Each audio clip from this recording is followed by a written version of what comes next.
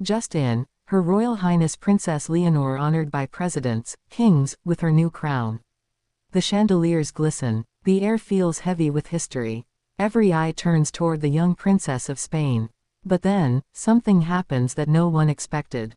Not just applause. Not just admiration. Presidents rise. Kings bow. And a crown, never before seen, is placed upon her head. Why now? Why her? And what does it mean for Spain, Europe, and the world? This is not just another royal ceremony. This is the moment Princess Leonor steps into a destiny larger than herself. And tonight, we take you inside the hall, behind the palace doors, into the secrets that made this coronation unlike any other. Picture the scene, marble floors echoing footsteps of world leaders. Delegations from every corner of the globe gather, their expressions a mixture of curiosity, respect, and awe. They did not come simply to watch. They came to witness history. And yet, as Leonor entered, in her elegant yet commanding presence, the atmosphere shifted. No longer was she just Spain's future queen. She became a symbol, of renewal, of strength, of the power of youth in a world longing for fresh leadership. But why now? Why was this the moment for her to be crowned with honor before her reign even begins? Some whisper it was orchestrated, a message of stability for Spain's uncertain political climate. Others believe it was deeply personal, a reward for her dedication, her discipline, and the sacrifices she has already made as heir to the throne. And yet, as the presidents lined up, one by one, to offer their respects, it was not politics that shone through. It was reverence. Reverence for a young woman who has carried the weight of monarchy since childhood. Reverence for the daughter of King Felipe VI, who has managed to balance her studies, her military training, and her public duties with grace. And reverence for what she represents, a monarchy adapting to modern times without losing its ancient roots. But who designed this crown? And why does it look so different from Spain's traditional royal regalia? Here lies one of the evening's greatest secrets. The crown Leonor wore was not drawn from Spain's old treasury.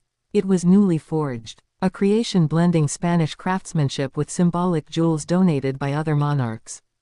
Emeralds from Denmark, rubies from Morocco, diamonds said to have once adorned a queen of France. Each stone carried history, but together they formed something unprecedented, a crown not of inheritance but of alliance. This is where the story deepens. Because this crown was not simply placed upon her head by her father or a Spanish official. It was given to her jointly, by a president and a king.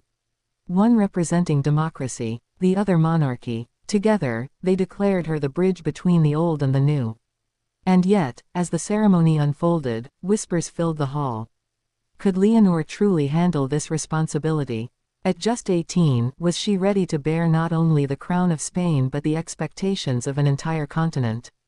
Her answer came not in words, but in silence. She stood tall. She met every gaze. And in that silence, she projected something stronger than speeches, certainty. Still, questions linger. Was this honor a preparation for something more? Could this symbolic coronation be a signal that Spain is preparing for an earlier than expected transition of power?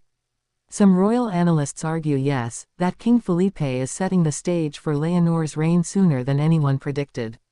Others believe it is a safeguard, ensuring that should political winds shift, Spain's monarchy remains firmly rooted in her capable hands. But beyond politics, there was something far more human at play. Leonor's family watched with emotion. Queen Letizia, visibly proud, yet unable to hide a flicker of concern, a mother's instinct, knowing the burden her daughter now carries.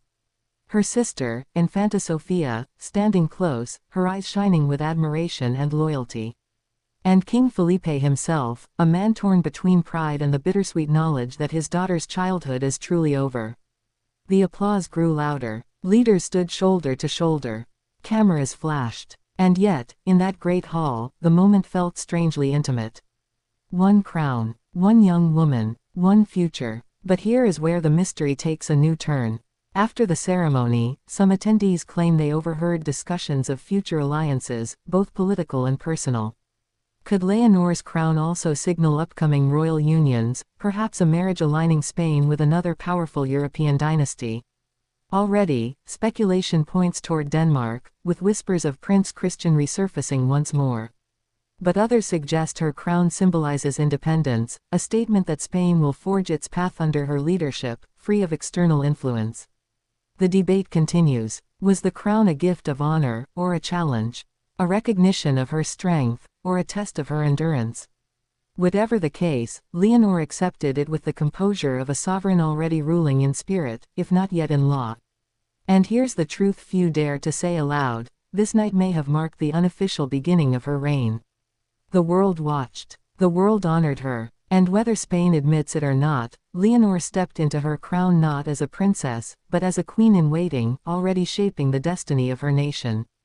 As the music played and the evening drew to a close, one thing was clear: the crown may be heavy, but Leonor carries it lightly. Her future is uncertain, her challenges immense. But her presence, unshakable. This is the beginning of a story that will unfold over years, perhaps decades.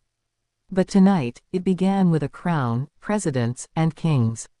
And so, as we leave the palace behind, we must ask, what comes next? Will this crown be remembered as a moment of unity, or as the spark of new rivalries? Will Leonor rise above the pressures of both monarchy and democracy?